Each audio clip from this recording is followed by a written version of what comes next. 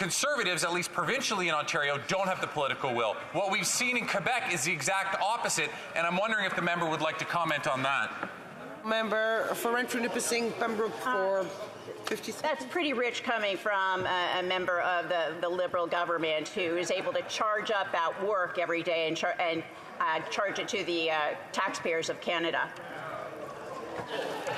The honourable member will have 4 minutes of questions left after oral questions. Statements by members. Déclaration des députés. Statements by members. The honourable member for Richmond-Arthabaska.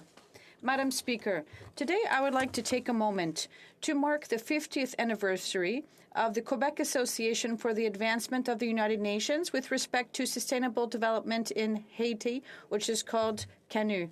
This non-governmental, volunteer-based organization aims to promote the values of the UN and human rights and carry out awareness-raising information and advocacy activities in favor of sustainable development, as well as supporting sustainable development projects in Haiti. This organization works with farmers' groups to support food security, agriculture, and education to improve the situation in Haiti. Already over $7 million have been invested in more than 270 projects, in addition to outreach sessions in Haiti. And this organization also maintains close relations between the people there and here in Canada and Quebec. I would like to sincerely congratulate and thank all of the caring people involved in this organization who have been making a real difference in the lives of thousands of Haitians for 50 years now. The honourable member for Vaudreuil-Soulanges. Thank you, Madam Speaker. I rise today in this House to pay tribute to one of the pillars of our community in Vaudreuil-Soulanges. On December 31st, Danielle Boyer, Director of the Saint-Lazare Public Safety and Fire Department, will retire after 30 years of loyal service. Since 1992, Mr. Boyer has risen through the ranks from firefighter to lieutenant to assistant director and finally to director since 2006. It is thanks to rare and precious qualities such as leadership, professionalism, and benevolence that he was able to gain the respect and love of his team at the fire station throughout these years. Happy to hear you bought a motorcycle, and I hope you use it to explore not only our community, but our entire country. As your member of parliament, I can't think of a better way to spend your golden years, and I wish you safe and happy travels along the way. Merci, Monsieur le Président. The honourable member for Calgary-Midnapore. I've done nothing wrong, he said with a sneer, but Canadians are worried because Christmas is near. Christmas without food, Christmas without meat, Christmas without toys, and without any heat. The Grinch hates people who don't listen to that guy. We've tried to figure it out, but no one knows why. It could be perhaps that his socks were too tight.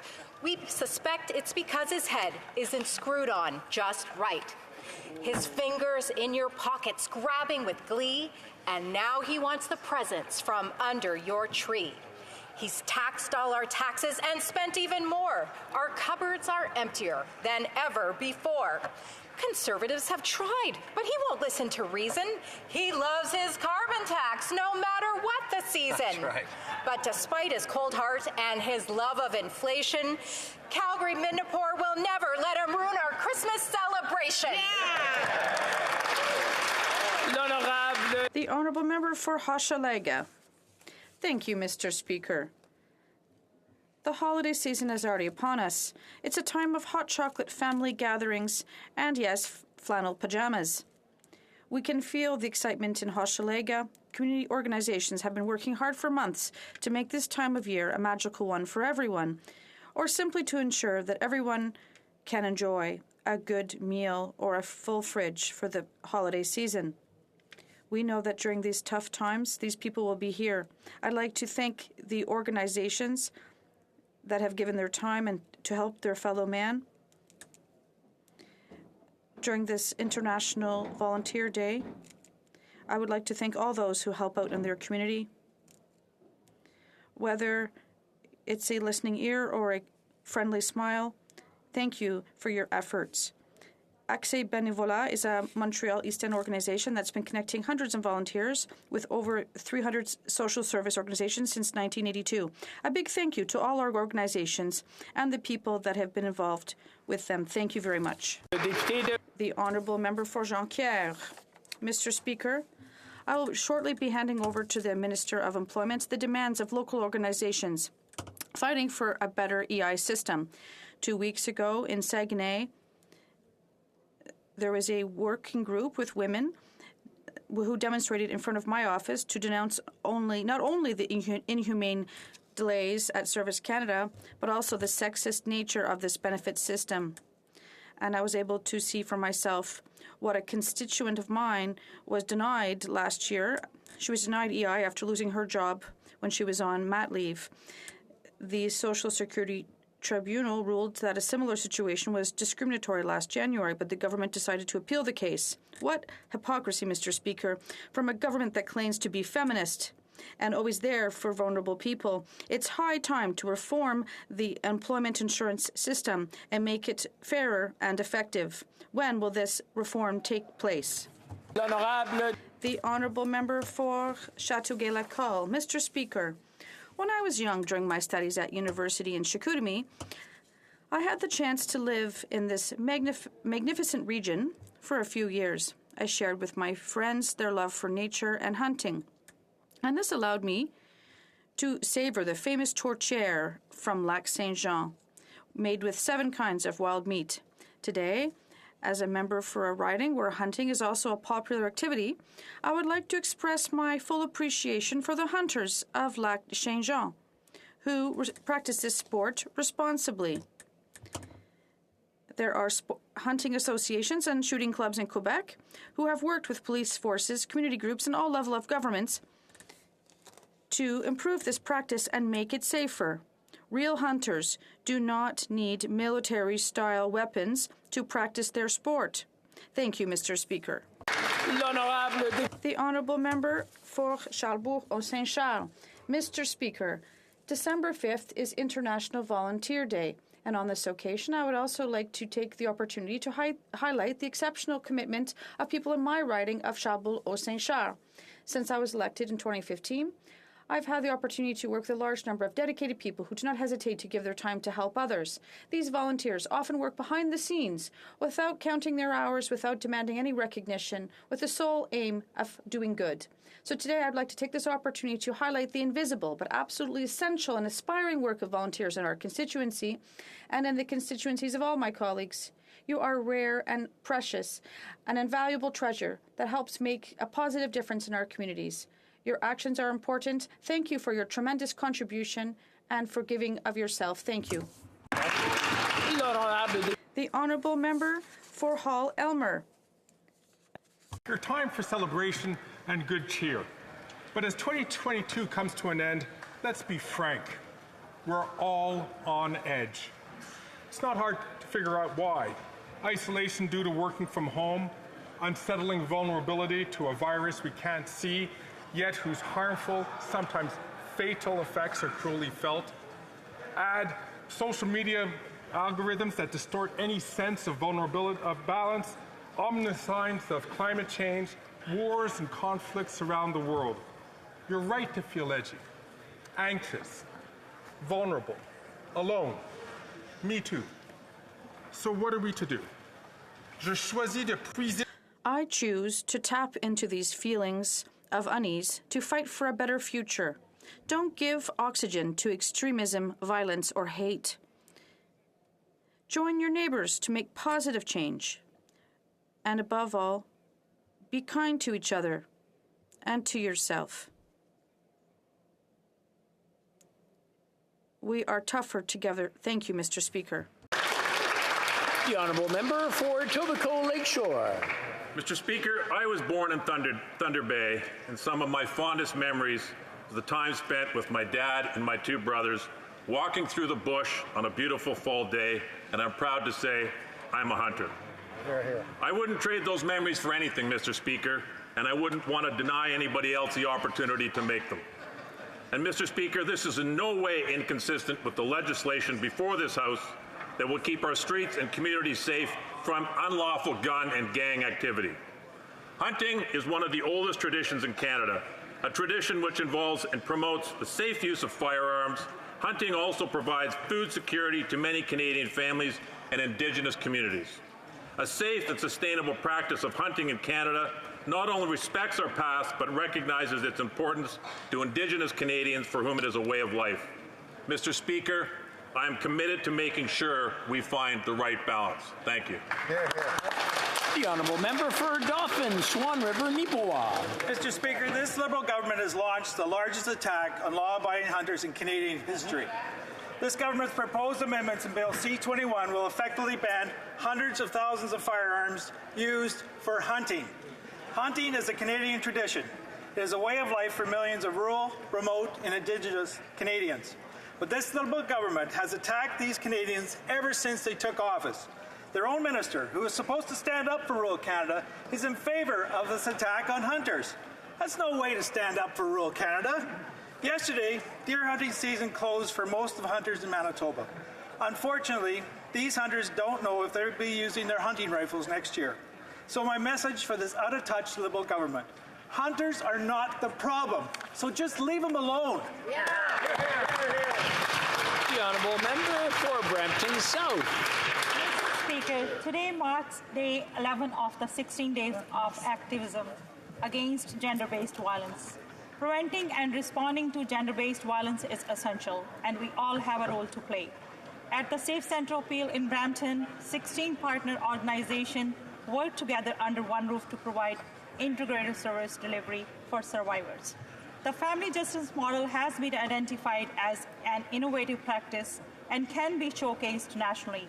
I want to recognize Director Shanilna Jeshani and Peel Regional Police Inspector Lisa Hewson, as well as local organizations such as Zonta Club for their leadership. Mr. Speaker, this government is committed to action with our National Action Plan to end gender-based violence.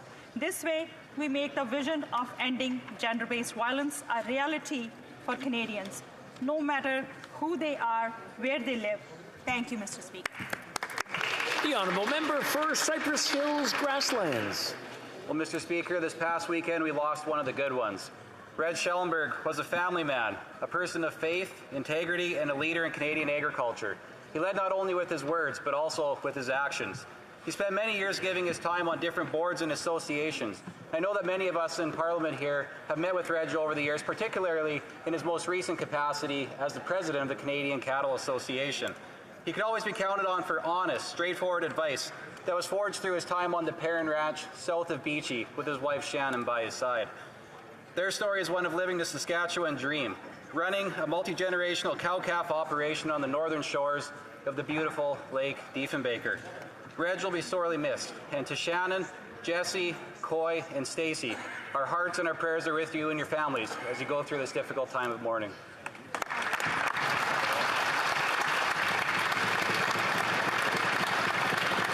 The honourable member for Peterborough-Kawartha. Canadians are barely hanging on. The stress of paying for groceries is unbearable for many, especially those on fixed incomes.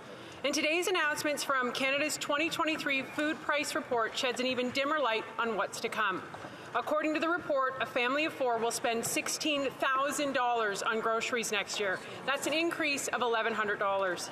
Last year's report projected food prices to rise by 7%, and this was considered alarmist by critics. The reality is today's report shows food prices have increased by 10%. The leader of the official opposition, alongside Conservatives, predicted this inflation and cost of living crisis years ago. The Liberals choose not to listen. They're doubled down on their imposing their fertilizer tax, carbon tax, and reliance on dictator oil. All these decisions are driving up the cost of food. By 2030, a typical 5,000-acre farm could expect to pay $150,000 in carbon tax. If farmers can't afford to run their farms, how can they afford to feed Canadians? The honourable member for Dartmouth Cole Harbour. Mr. Speaker, I am delighted to rise today to celebrate the 36th Speaker of the House of Commons and my dear friend, the Honourable Jeff Regan. Serving more than 20 years as a Member of Parliament for Halifax West, the former Minister of Fisheries and Oceans, the first Speaker from Nova Scotia in 98 years, a teller of dad jokes, a karaoke superstar, a compassionate, smart human being, and very funny. Jeff Regan has left a spectacular legacy of public service here in this place and at home. As the selected decisions of Speaker Jeff Regan are tabled today, we fondly remember how he would use his clever and fair parenting skills here in the chamber to bring back decorum to even the most heated debates. Speaker Regan took this role seriously and always knew that one of his, and I quote, most important responsibilities as Speaker is to safeguard the rights and privileges of members individually and collectively. Mr. Speaker, we all know that this place is better because he shared his wisdom, his compassion for others, and his thoughtful words with us and with Canadians. Thank you for everything, Speaker Regan.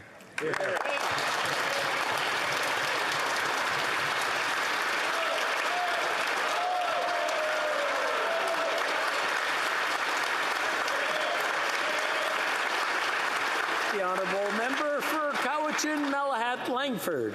Mr. Speaker, something remarkable happened a few weeks ago. After campaigning vigorously on the need for dental care in the last election, New Democrats delivered. We forced the Liberal government, which had voted against the program only last year, to do an about-face and realize the benefits it will bring to millions of Canadians who can't afford to see a dentist. That program is now open for applications. And we're not finished there. Next year, the program will be expanded to include seniors, persons with disabilities, and children under the age of 18. Hear, hear. Conservative MPs voted against this. They did so even with the knowledge that they and their families will continue to benefit from taxpayer-funded dental care available to them as members of Parliament. A classic example of good for me, but not for thee. But I've got great news for people living in Conservative ridings. Even though your MP voted to deny you this care, New Democrats have your back, and we made sure it will be there for you and your kids. Hear, hear. The Honourable Member for Désilets, Rivière-des-Mille-Îles. Thank you, Mr. Speaker. Today, I have the immense pleasure of marking the 75th anniversary of the St. Therese Legion. The St. Therese Legion, founded in 1947, is the 208th branch to open in Quebec.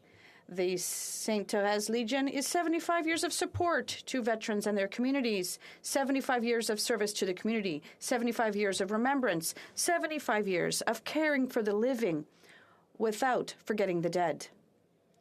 And also some good news for the Legion. After many steps taken with the Department of National Defence, the Legion will now be able to count on the 4th Battalion of the 22nd Regiment, stationed in Laval, to perform 21 rounds of service during the next Remembrance Day ceremonies. It's an honor for me to be a member of this dynamic and tightly knit Legion. I cannot stress enough how important it is to support our Legions, to take care of those who take care of our veterans. Happy 75th. Thank you, Mr. Speaker. For Sturgeon River Parkland. Mr. Speaker, crime in Canada is on the rise. Since these Liberals took office, violent crime has risen by 32%, and gang-related homicides have increased by a whopping 92%. The Liberals' soft-on-crime policies mean that it's easier than ever for repeat violent offenders to get bail, and sentences are going down. Unfortunately, the best that this Liberal government can do is try and ban hunting rifles and shotguns, some that have been used for well over 100 years. This isn't about public safety. It's about dividing Canadians for political gain. And Canadians are taking notice. Just this past weekend, Montreal Canadiens goalie Carey Price took a stand against this Liberal government's brazen attempt to criminalize law-abiding hunters and sport shooters. I want to read some of his words into the record. Quote, "I love my country, and I care for my neighbor. I'm not a criminal or a threat to society. What this Prime Minister is doing is unjust," end quote. It's time for these Liberals to stop criminalizing hunters and go after the real criminals. The Honourable Member for Outremont. This December 6th, we will once again commemorate the Polytechnique massacre, which occurred 33 years ago. I will be, as I am every year, on the Mount Royal lookout in the company of the Prime Minister to pay tribute to the 14 women who were murdered simply because they were women. As I do every year, I will think of the innocent young girl that I was, and I'll think about how incomprehensible it is. 14 women using an assault-style automatic weapon, a weapon designed to kill as many people as possible in the shortest amount of time possible. Our government has proposed to take the next step in banning these weapons, but we are now in the midst of a disinformation campaign led by the gun lobby. We all agree that hunting is a long-standing tradition in this country, and we all want to protect that tradition. But, Mr. Speaker, we don't need an oral questions. Question orale.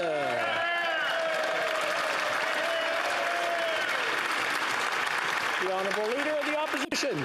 Selon un nouveau rapport aujourd'hui, according to a new report published today, the cost of food for the average family will increase by $1,000 next year to $16,300.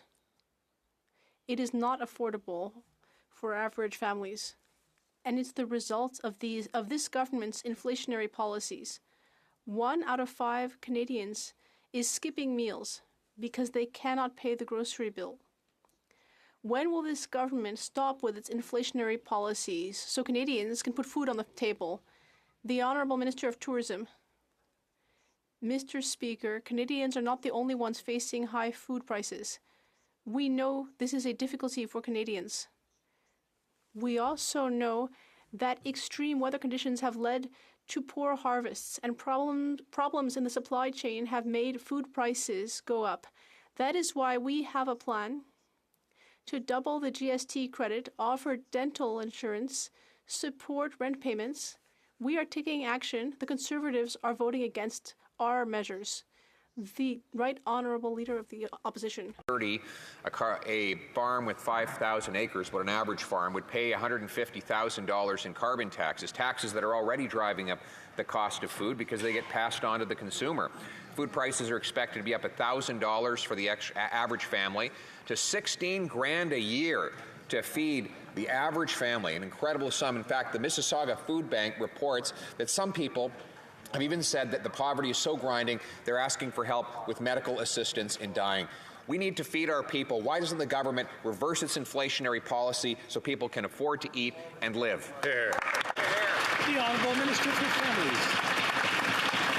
Mr. Speaker, on this side of the House, we remain committed to supporting people get out of poverty. And in fact, we understand how difficult life is right now, which is why we have put forward numerous measures to help the most vulnerable Canadians.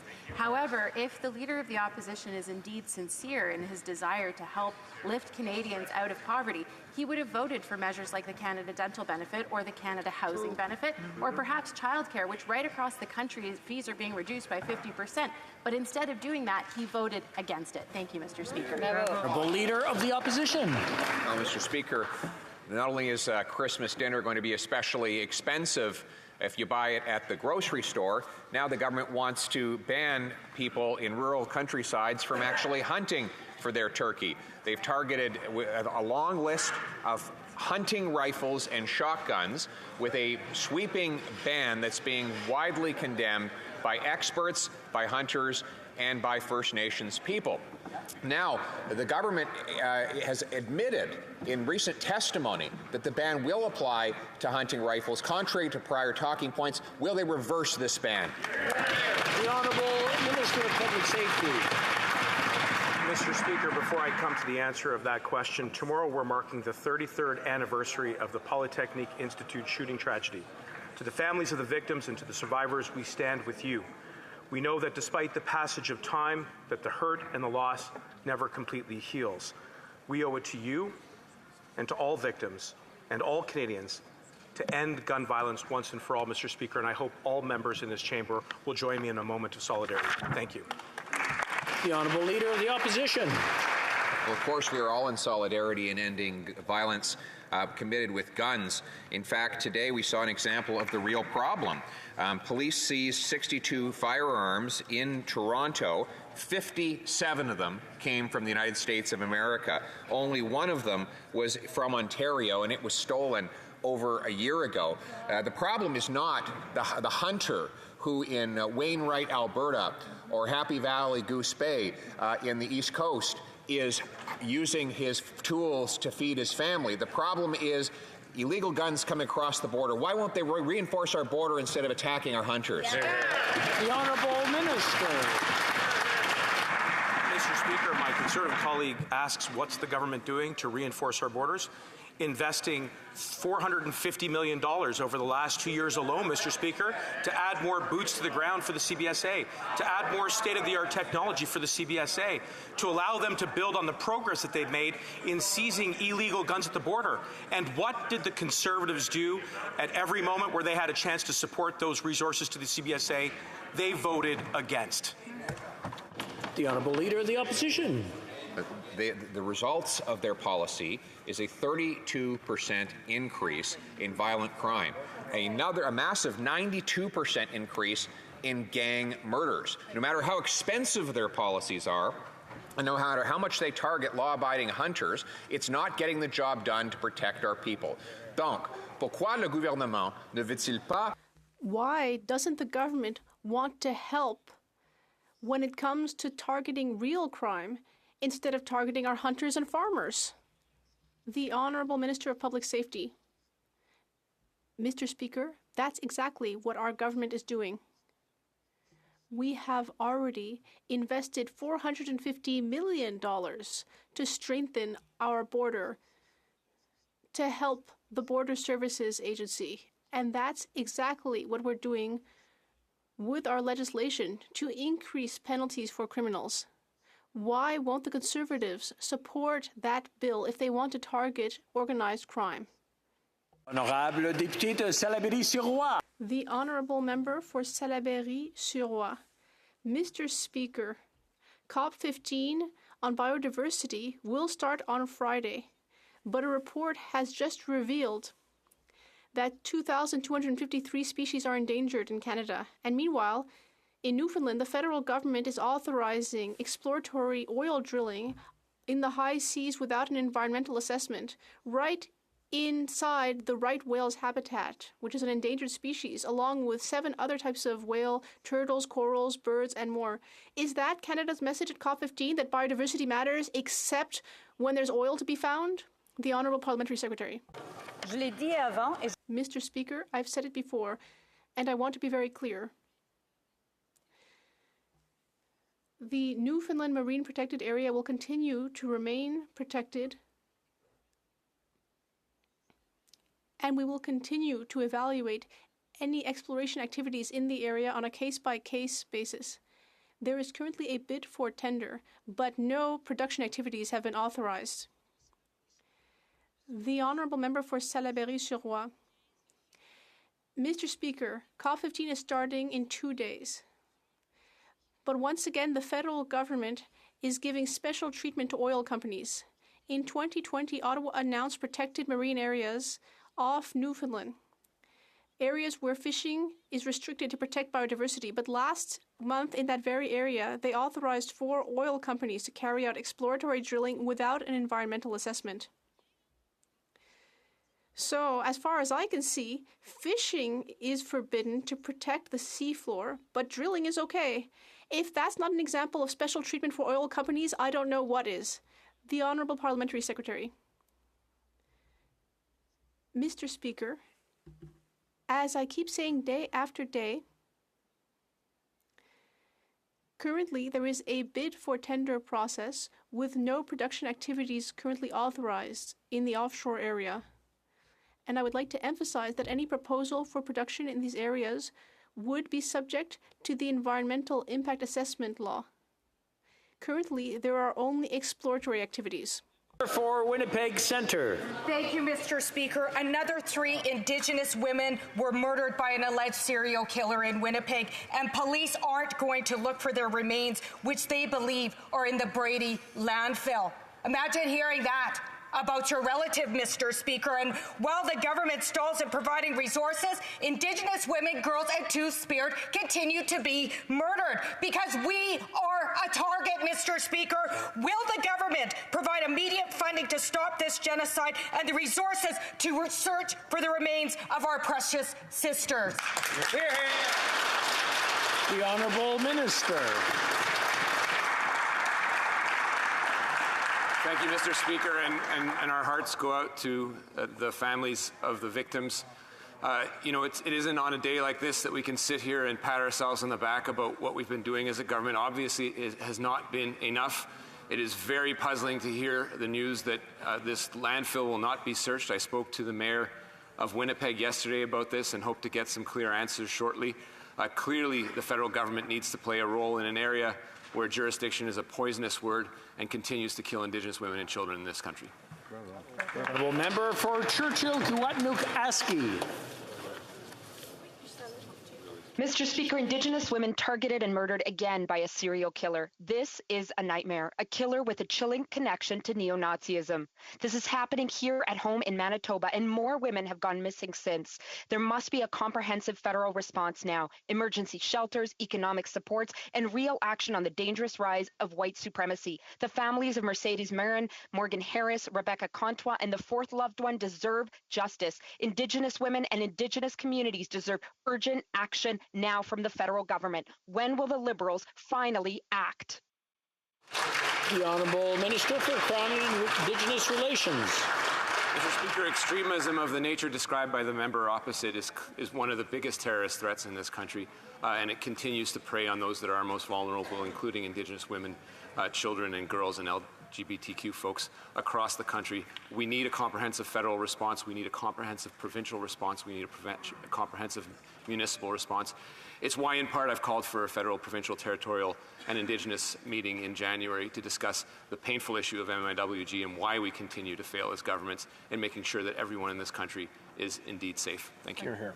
The Honourable Member for Calgary, Forest Lawn. More bad news, Mr. Speaker. Families can expect to pay another $1,100 on their grocery bills on top of 40-year high food inflation, according to a recent report. Canadian families will be paying an average of $16,000 annually on their grocery bills next year. And the cause? Too many dollars chasing too few goods. Liberal inflation and the carbon tax have already driven up the costs on home heating, gas, and groceries, and they'll make it even worse when they triple their carbon tax. So why won't the Liberals stop forcing their failed inflationary carbon tax on cash-strapped Canadians? The Honourable Minister of Tourism. Mr. Speaker, Canada and Canadians are not alone in facing high prices around the world.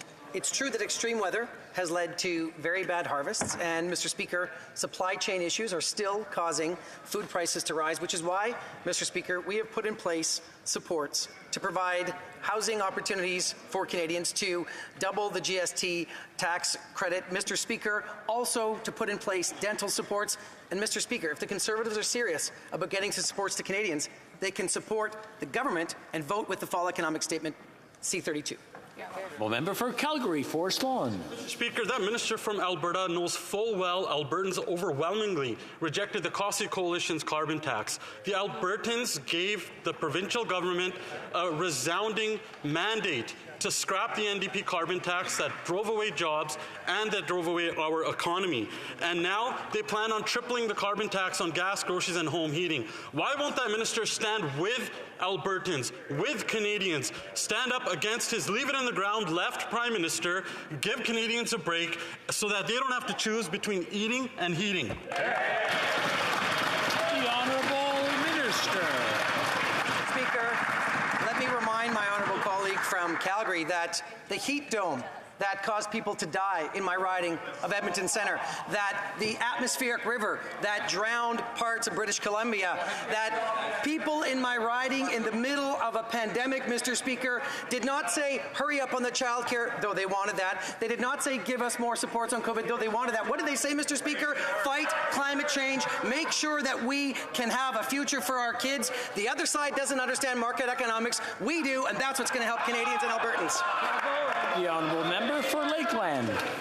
Well, Mr. Speaker, the NDP Liberals' record inflation means that Canadians can't afford to eat.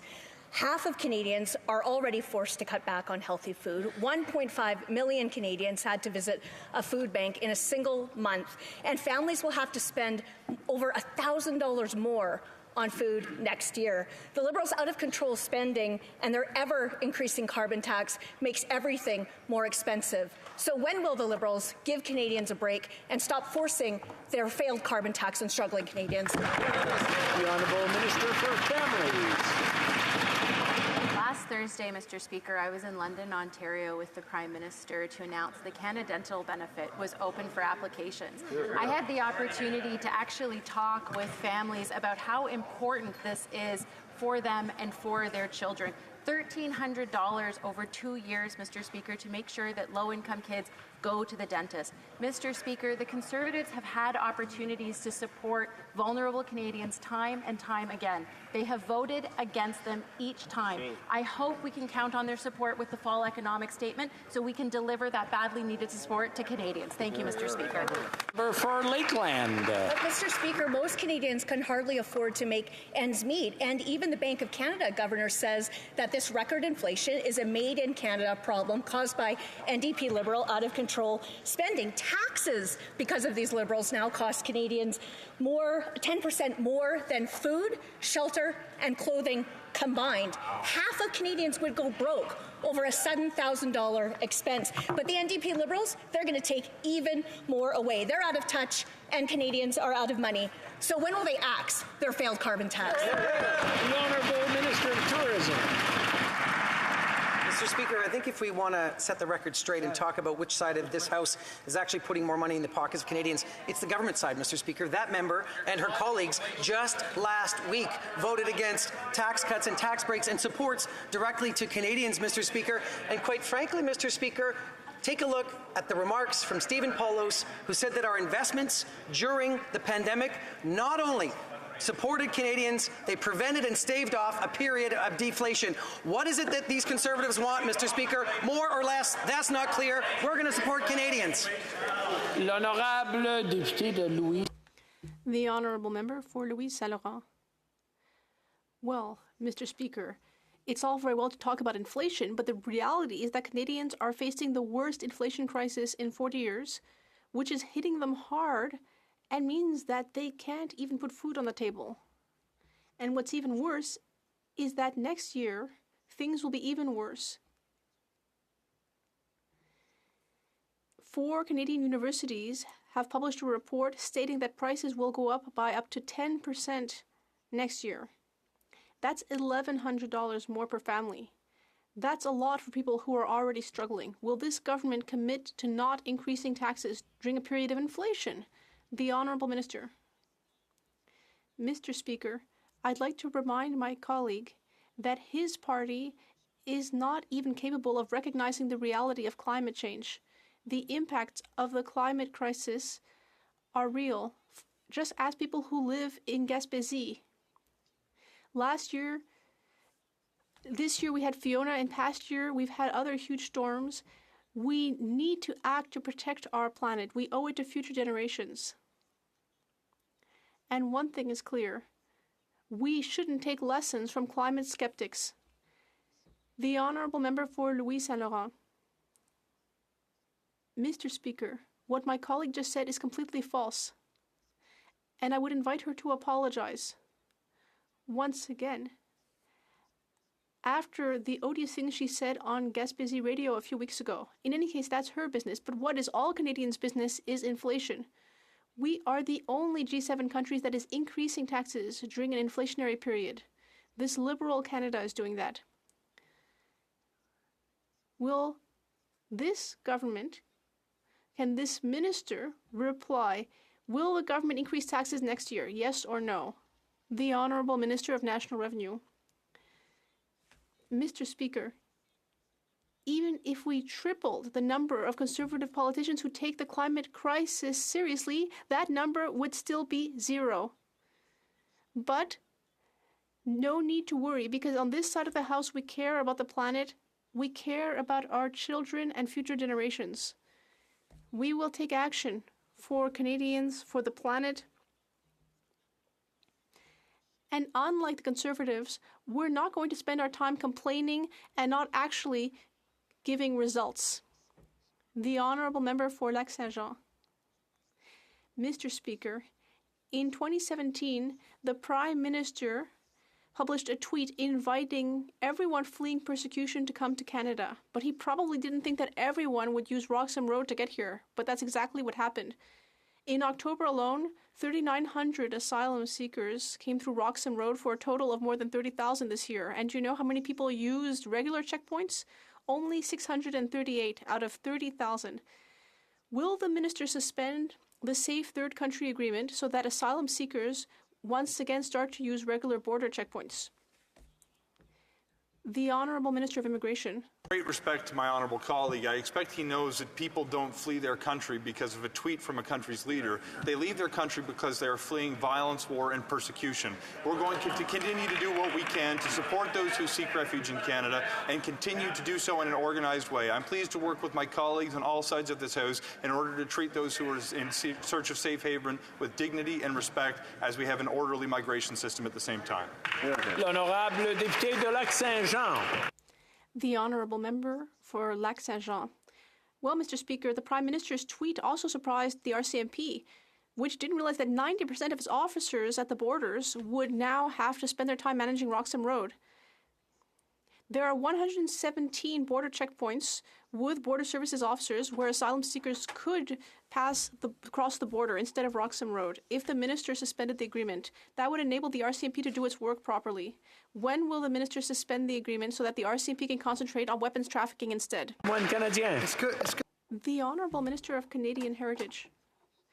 Does my colleague really think that people choose the rest of their lives based on a tweet? I've said it before. People crossing the border are people who have often experienced very difficult circumstances, men, women, and children who are fleeing violence and discrimination. My colleagues should consider the human side of things. The Bloc Québécois is asking for the agreement to be suspended, but Quebec is asking for it to be renegotiated. It's very confusing. My colleague should do his homework. Mr. Speaker, let's talk about dignity. Because of Roxham Road, 62% of asylum requests in Canada are made in Quebec, and the result is that we don't have enough space in our schools, immigration lawyers are overwhelmed, and so are community organizations. We need to suspend the Safe Third Country Agreement to ensure that asylum seekers can be welcomed with dignity everywhere in Canada. Why should Montreal organizations have to do all the work instead of organizations in Vancouver, Winnipeg, or Halifax, Mr. Speaker? The Honourable Minister. Mr. Speaker, the Bloc Québécois is not interested in offering a dignified welcome to asylum seekers. It just wants to give them a locked door, whereas these men, women, and children are fleeing terrible circumstances. And the Bloc Québécois is all alone in its position. We are saying we need to renegotiate the agreement, and that's also what the Quebec government is saying. Everyone agrees on that. But the Bloc Québécois wants to suspend it. They're the only ones saying that. I wonder if they even know what they're talking about. The Honourable Member for Wellington, Halton Hills. Mr. Speaker, the Indo-Pacific strategy says, with respect to Beijing, that the government will, quote, push back against any form of foreign interference on Canadian soil, end quote. It's time to put those words into action. Today, we learn about another 2 illegal police stations being operated by Beijing on Canadian soil, on top of the 3 we learned about last October. So when will the government put the words of the Indo-Pacific strategy into action, push back, and expel diplomats responsible for this outrageous violation of our sovereignty? The Honourable Minister for Public Safety. I would have thought that my honourable colleague would have been assured by the concrete action that the RCMP is taking to root out allegations of foreign interference in this country as a means of protecting our national security. I would have thought that my honourable colleague would have been assured by the things that we are doing around allegations of foreign interference, creating independent panels to assure the integrity of our elections, cracking down on foreign fundings, and we'll continue to do whatever is necessary to protect our interests here and abroad. Thank you. Member for St. Albert, Edmonton. Speaker, was the Prime Minister briefed about Beijing's election interference involving 11 candidates? The Prime Minister has been repeatedly asked this question, and he hasn't answered it. he hides behind carefully crafted words such as saying he wasn't briefed about candidates receiving money from China. But that isn't the question. When will the Prime Minister stop his stonewalling, stop his word parsing, and tell us what he knows about Beijing's election interference? The Honourable Minister for Interparliamentary Relations. Mr. Speaker, the Prime Minister has been very transparent, as have all ministers in our government. Absolutely. Mr. Speaker, before the Conservatives were even interested in the real threat that foreign interference presents, our government took action. We took action in 2019. We renewed that action in 2021. We had a group of experts chaired by the Clerk of the Privy Council to examine these issues and assure Canadians that the election integrity was preserved. Mr. Speaker, we take this threat seriously and we're on the job. Absolutely. L'honorable député de Mégantic. The Honourable Member for Mégantic-l'Érable. Mr. Speaker, the same month that the Prime Minister was receiving a briefing on foreign interference in our elections, he decided not to do anything, and in that same month, MI5 publicly revealed the name of an agent of Beijing who had tried to influence UK politicians. Despite a directive from our National Intelligence Agency to make public this information, the Prime Minister prefers to hide behind a veil of secrecy, and he refuses to reply to our questions. So despite these briefings and serious allegations, no one has been arrested or publicly identified. Why? The Honourable Minister of Intergovernmental Affairs. Mr. Speaker, as I've said on many occasions, and as the Minister of Public Safety and the Prime Minister have also said, we take the threat of foreign interference very seriously. We are working hard to protect our democratic institutions, which are so important in Canada. And good news, Mr. Speaker, that's exactly what our government has done.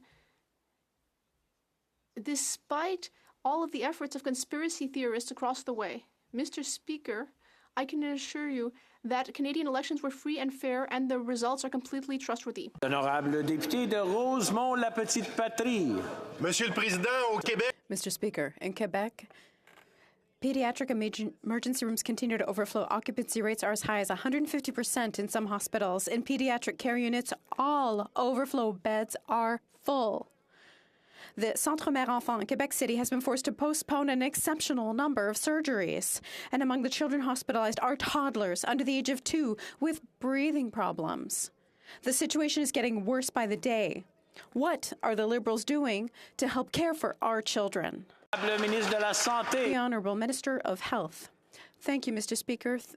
Thank you for that very relevant question. Indeed, our children are very ill these days, namely due to RSV, which is circulating very quickly and is causing serious damage to our families.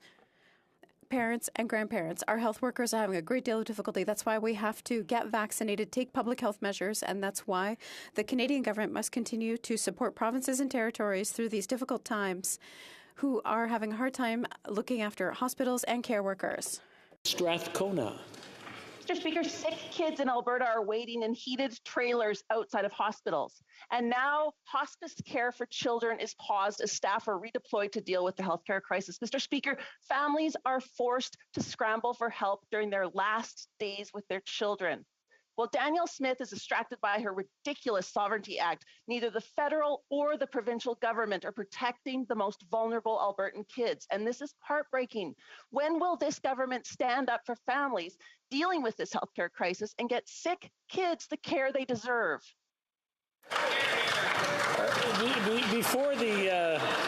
Before the health minister answers that, I just want to remind the honourable members that talking across, it's nice to see people getting along and talking well together, but it gets in the way of question periods. So I just want to remind them, if they really want to talk, maybe just take a couple of minutes, go outside, and then come back when you got everything settled. L'honorable député l'honorable ministre. The Honourable Minister for Health. Merci, Monsieur le Président, et merci. Thank you, Mr. Speaker, and thank you to my colleague. Of Canada, there have never been as many hospitalizations for children with the flu than ever in the history of Canada at the present time. So that means we have to take care of our children. Vaccination works. It's free for the flu and COVID-19 everywhere across Canada.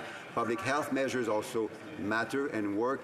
We, at the federal level, are going to continue to support provinces and territories with historical amounts of investment in support of their important work. Yes, the honourable member for Scarborough Centre.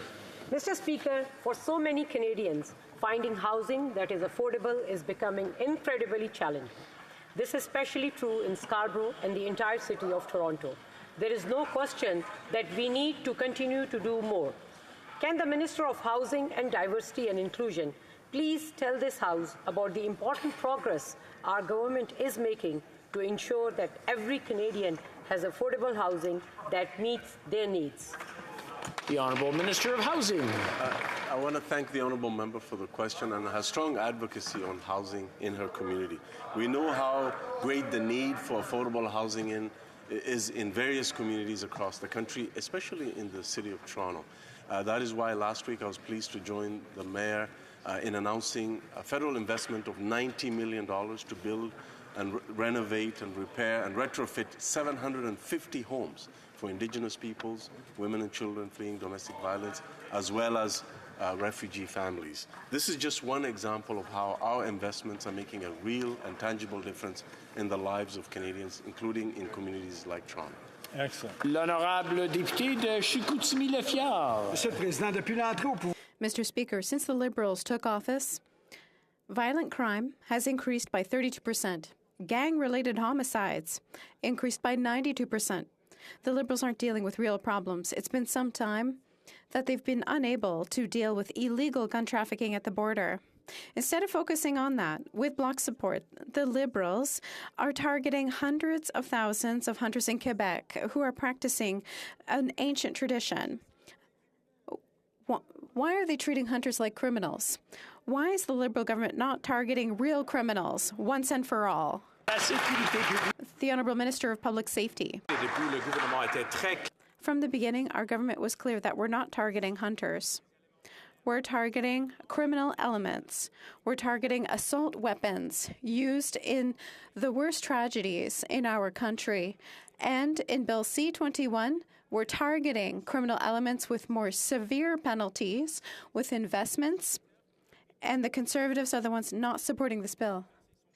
They should change their position. Thank you. In St. Paul. Mr. Speaker, the Liberals continue to deny that they're going after Canadian hunters with their latest gun ban, but the ban list is out, and hunters across the country have seen many of their commonly used firearms on that list. Hunters from Quebec, from Ontario, the Prairies, the North, our Indigenous hunters are all speaking out. Even legendary Montreal Canadian goalie Carey Price is speaking out, Mr. Speaker. And the CBC, in fact, just today said the list, quote, includes a number of long guns in wide use by Canadian farmers. So why won't the Liberals just admit that this was never about public safety and it was their target all along to go after law-abiding hunters, sports shooters, and farmers, Mr. Speaker? This was their plan all along. The Honourable Minister. Mr. Speaker, with great respect for my colleague, the intent of the government has always been clear. We are not targeting law-abiding gun owners or hunters. We are targeting the AR-15 style guns which have been used in some of the worst shooting tragedies in this country's history, including politic. But recently, the Conservatives' friends at the Coalition for Firearms Rights exploited the worst femicide in Canadian history for profit. This was a slap in the face to all of the families of the victims and the survivors of Polytechnique, and I'm wondering, will the Conservatives stand up now, condemn the CCFR, and ask them to apologize? The Honourable Member for Fundy Royal. Mr. Speaker, it seems the only person in this chamber that does not understand this bill is the minister himself. The bill lists in black and white the exact hunting rifles that the bill is banning. Constituents calling their members of parliament, both NDP and Liberal, they understand this bans hunting rifles. Carey Price, NHL goalie, understands it bans hunting rifles. The CBC, we know the Liberals read the CBC, they understand it bans hunting rifles. And we also know backbench Liberal MPs understand that this bill bans hunting rifles. You can't have it both ways. Either everyone else is wrong or the Honourable Minister. Mr. Speaker, I'll be the first person to stand up and applaud the exemplary work of our rural caucus who defend the rights of hunters and collectors and recreational sport shooters every day. And the Conservatives can mock, Mr. Speaker, but our side of the House knows full well.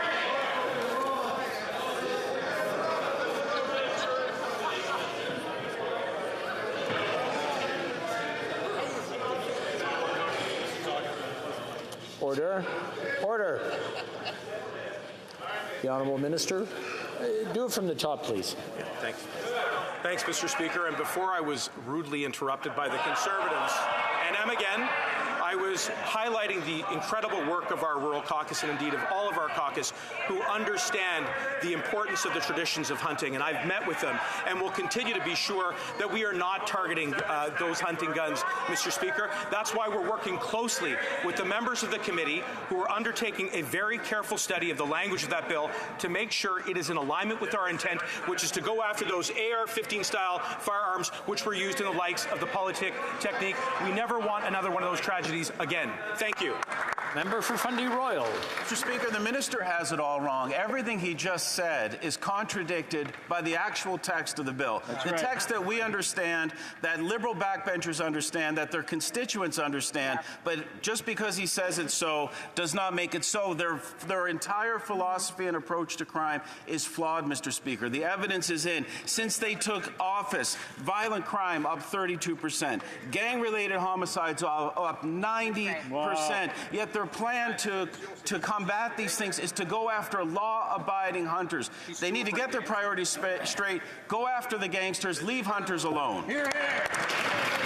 The Honourable Minister for... The Honourable Minister. And I am one of those hunters, and I know I can speak for all the hunters in this room that we can't stand it when we see a firearm used, as we've heard earlier in Polytechnique, and take other innocent lives. Mr. Speaker, I would hope that we all want to work together to make this bill the best it can be. The terrible misuse of information that's out there has to stop, Mr. Speaker. I'm also going to tell you, I challenge anyone, please reach out with the specific make and model. The devil is in the details. The details of the weapons that are on that list are not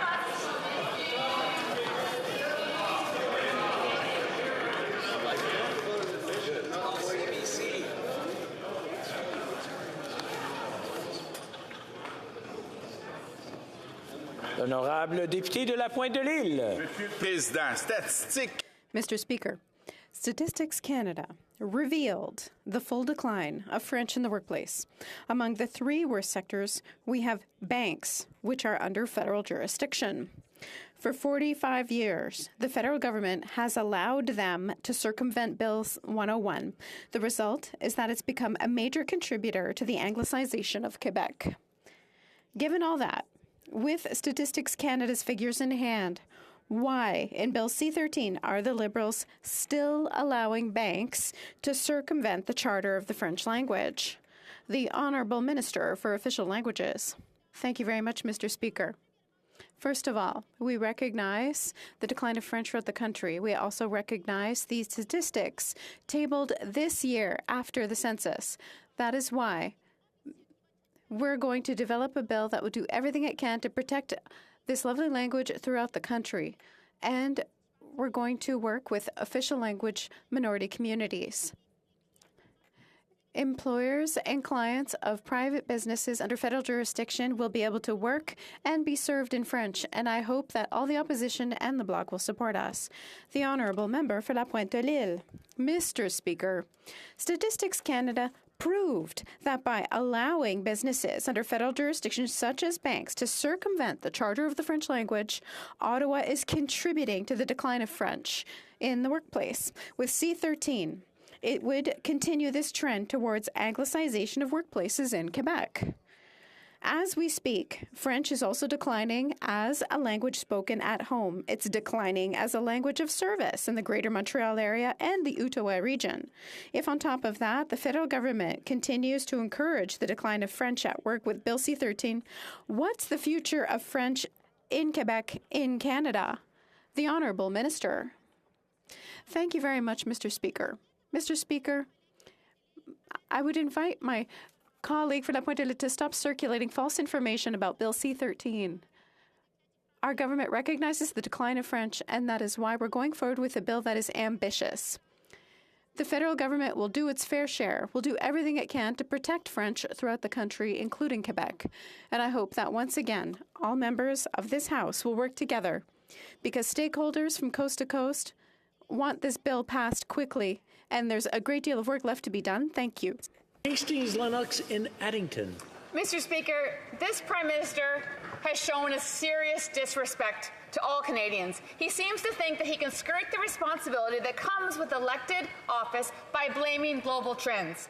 Mr. Speaker, Canadians elected him to govern and help Canadians through record cost of everything, which he can do today by eliminating the carbon tax. Mr. Speaker, will this Prime Minister take leadership, assume some responsibility, and cancel the carbon tax? Yes or no? The Honourable Parliamentary Secretary to the Minister of the Environment. Well, thank you, Mr. Speaker. And instead of fighting inflation and making life more affordable for Canadians, you know what the Conservatives want to do, Mr. Speaker? They want to make it harder for Canadians to save for their retirement. They want to make it harder for Canadians who lose their jobs. And instead of fighting climate change, Mr. Speaker, they want to make pollution free again on just about every measure that Canadians care about, Mr. Speaker. The Conservatives are absent. We will always have Canadians' backs, Mr. Speaker. Honourable Member for Hastings, Lennox, and Addington. Mr. Speaker, Liberals don't have an environmental plan. It's a tax plan. Liberals have not met a single target that they have set. As is typical with this government, another non-answer. I ask for a yes or no, not more empty rhetoric. I'll provide the government with another opportunity to answer the simple question. Will they cancel the carbon tax? Yes or no? The Honourable Minister of Immigration. Mr. Speaker, my honourable colleague has made a suggestion that we haven't hit a target. The target that we have set is for 2030, so if she's got a DeLorean and a flux capacitor, I invite her to jump in and travel back in time.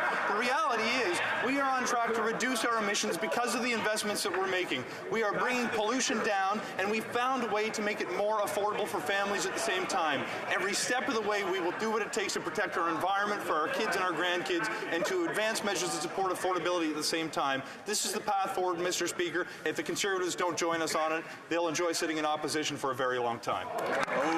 The Honourable Member for Perth, Wellington. Well, Mr. Speaker, Canadians don't need a DeLorean to know how much of a failure this Liberal government has been when it comes to the environment. They haven't met a single target. They haven't planted a single tree. But, Mr. Speaker, what they have done is raise the costs on everyday Canadians. They're making it $1,400 more costly to buy groceries this year, another $1,100 per family next year. 1.5 million Canadians relied on a food bank in a single month. 500,000 of those were children. All of this is being driven up by the Liberal carbon tax. Will they do the right thing and remove the carbon tax? The Honourable Parliamentary Secretary.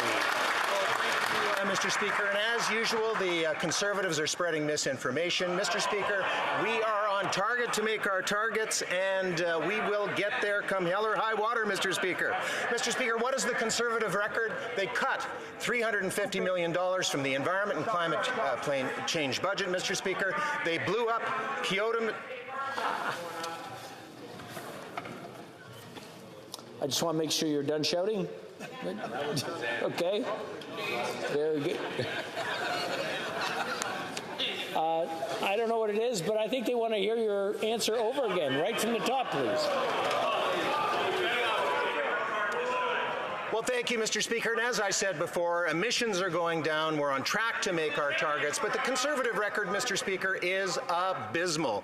You know what they did, Mr. Speaker? The first thing they did when they came to power was to cancel the National Child Care Program. But the second thing they did was to blow up the Kyoto Climate Accord. And, Mr. Speaker, they are now blaming us for their lack of action. Mr. Speaker, for their troubles, Mr. Speaker, they won the Fossil of the Day Award, they won the Fossil of the Year Award, and the Colossal Fossil Award, Mr. Speaker. Honourable Member for Halifax West. Monsieur le Président, les familles de Halifax West ont accueilli. Mr. Speaker, families in Halifax West welcome the news that our bilateral childcare agreement would cut fees for the second time this year. That's an average cut of 50% in fees by 2022 for families with children in licensed daycare. In addition, our government has now established the National Advisory Council on Early Learning and Childcare. This will benefit from the expertise of Dr. Christine McLean from my riding.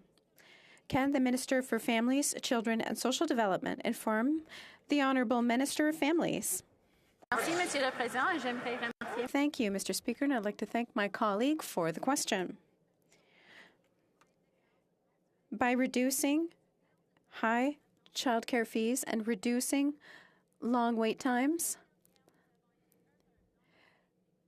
and so we are pleased to have announced that the Government of Canada will reduce licensed daycare fees for families in Nova Scotia by an average of 50%. This is a great step forward for regulated, or rather licensed daycare services for families in Nova Scotia. With our provinces, with our partners in the provinces, we'll continue to make things better for all children in Canada. Canadians face the worst affordability crisis in a generation, yet this government is only making things worse. $54 million on the ArriveCan fiasco, $6,000 a night for the Prime Minister's luxury suite in London, $1 billion in wage subsidies to wealthy corporations. Liberal waste has become a national embarrassment. And every time this government borrows and spends on waste, life becomes more unaffordable for Canadians. Will this government finally put an end to this inflationary spending? Yes or no? The Honourable Minister for Families. The Conservatives have demonstrated time and time again that when it comes to supporting Canadians, they vote against them. They voted against early learning and childcare, which fees are reducing by 50% from coast to coast to coast across the country. That's thousands of dollars in the pockets of Canadian families. They voted against the Canada Dental Benefit, up to $1,300 over 2 years for children to get their teeth cleaned. They voted against the Canada Housing Benefit, $500 to help low-income renters. Mr. Speaker, will they stop at nothing to not help low-income Canadians? Mr. Speaker, we will continue to... L'honorable député de Charbot-Haute-Saint-Charles. Mr. Speaker, in January 2017, the Prime Minister invited all those fleeing persecution and war to come to Canada, but instead of prioritizing real refugees, he rolled out the red carpet for those who were visiting or already residing in the U.S. In 2017, it's possible that people were fleeing the United States because of Donald Trump, but that fear doesn't exist under the Biden administration. When will he come to the aid of real refugees and permanently close Roxham Road? The Honourable Minister of Canadian Heritage. Mr. Speaker, we're taking note of the little knowledge the Conservatives are displaying about Roxham. We're talking about men, women, and children who have fled tragic situations. I think that the Conservative Party should inform itself a bit better before trying to ask questions on the subject. The Honourable Member for Charlebourg-Haute-Saint-Charles. Mr. Speaker, I think I'm well aware of the file, and I'm aware that the United States is a safe country. People in the United States can ask asylum in the United States if they need asylum. When they go from the U.S. to Canada, we're not respecting the Safe Third Country Agreement.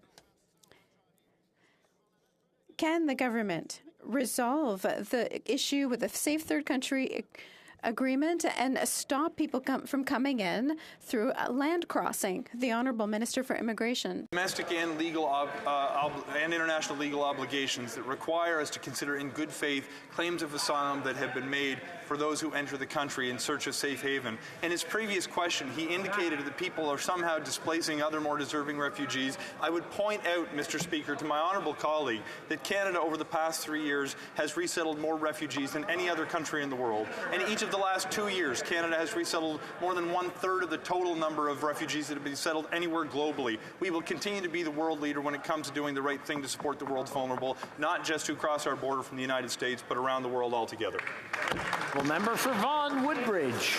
Thank you, Mr. Speaker. Canada's air sector helps keep Canadians connected with their loved ones from coast to coast to coast across our vast and beautiful country. After 2 years of the COVID-19 pandemic, it's more important than ever that we support our air sector, especially as we head into the busy winter travel season. Can the Minister of Transport provide an update on recent actions our government is taking to strengthen our air industry ahead of the holidays? Thank you, Mr. Speaker. The Honourable Minister of Transport. Mr. Speaker, I want to thank my honourable colleague for his leadership and advocacy. Over the last couple of years, the air sector has suffered a lot. Its workers, its customers have gone through an extraordinary period of time.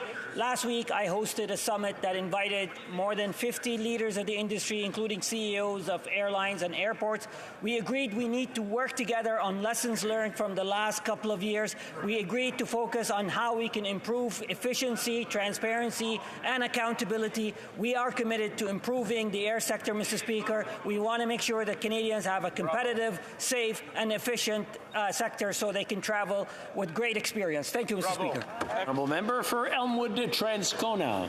Mr. Speaker, it's no secret around here that Canadian households are already strapped in a period of incredible inflation. And today we learned that food prices for next year are projected to go up by another $1,000 a year for the groceries of an average family of four. And often when the government answers questions about that, they like to get up and talk about things the NDP made them do: the dental benefit, the doubling of the GST rebate, the rental benefit. But the fact is, in the face of prices that continue to go up, they need to do more. We want a windfall tax, and we want the elimination of GST on home eating. When are they going to get up and talk about that? Hear, hear. The Honourable Minister of Tourism. Mr. Speaker, what I want to talk about today is the fact that Canada is not alone in facing high food prices. We have drought, we have failed crops, we have supply chain issues that are causing prices of food to rise around the world. And that's why, Mr. Speaker, we have supports in place to help Canadians. But, Mr. Speaker, the Minister of Industry himself has reached out to the Commissioner of the Competition Bureau to make sure that food companies are respecting all the protections in place for consumers. That's real action. That's what we're doing, Mr. Speaker. Honorable député de Richmond-Arthabasca. Monsieur le Président, jeudi. Mr. Speaker, last Thursday, Pastor Claude Guillot was found guilty of 18 charges for serious acts committed against children. In his defense, he used Section 43 of the Criminal Code, which states every schoolteacher, parent, or person standing in the place of a parent is justified in using force by way of correction towards a pupil or child, as the case may be. 64 countries have already banned corporal punishment and 27 more in the process of doing so. Can the Prime Minister or the Minister of Justice confirm that Canada will repeal Section 43 to protect our children? The Honourable Minister of Justice. Mr. Speaker, the Government of Canada recognizes that all children have the right to be protected from violence. Assault is defined broadly in Canada's code, including using a force against a person regardless of their age. That can include non-consensual acts that involve harm or physical harm. The use of physical discipline on children is discouraged. We have a bill before us, and we will make the decision when the time comes. Time. This first, and then we'll come after. I have something here that I think would have precedence. I'll come to the honourable member after. First point of order. I believe that following discussions among representatives of all parties in the House, I understand that there is an agreement to observe a moment of silence in memory of the recently murdered Indigenous women in Winnipeg, Manitoba. I now invite honourable members to rise.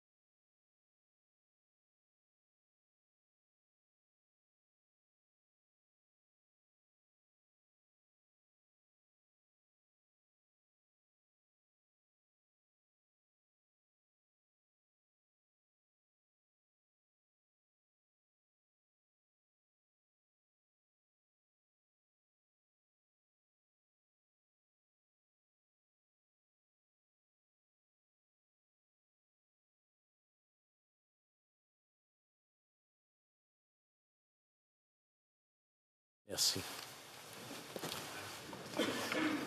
Thanks, And the Honourable Opposition House Leader is rising on a point of order. Yes, thank you very much, Mr. Speaker. The Minister for Rural Economic Development invited any member or any Canadian who had information about firearms that are now banned thanks to the government's amendment to Bill C-21. She must not realize the long list of hunting rifles and shotguns that are actually contained in the amendment. So I'm taking her up on her invitation. I'd like to seek unanimous consent to table this list of hunting rifles and shotguns that will be banned if the amendment to C-21 is passed. She invited me to do so.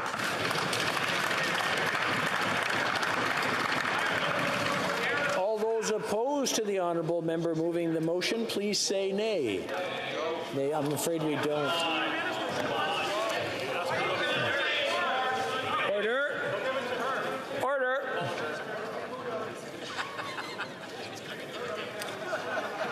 Tabling of documents. J'ai l'honneur de... I have the honor to table in both official languages the selected decisions of Speaker Jeff Regan. The selected decision of the selected decisions of Speaker Jeff Regan. This reference work on parliamentary procedure is the 10th volume in a collection presenting the decisions made by the Speakers of the House of Commons. It contains 109 decisions. First elected to Parliament in 1993, Mr. Regan served as Cabinet Minister, Parliamentary Secretary, Opposition Critic, and Vice Chair of several committees and subcommittees. Mr. Regan held the distinction of being a third-generation parliamentarian. His father and grandfather